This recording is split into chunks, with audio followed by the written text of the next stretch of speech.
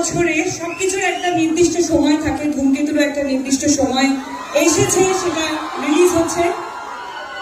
R specially about me and দেব, আমরা দুজনে কখনোই এফর্ট দিইনি আমাদের জুটিটাকে বাঁচিয়ে রাখার, কিন্তু আমাদের জুটিটা বেঁচে থেকেছে তোমাদের ভালোবাসায়, তোমাদের অনুভূতিতে।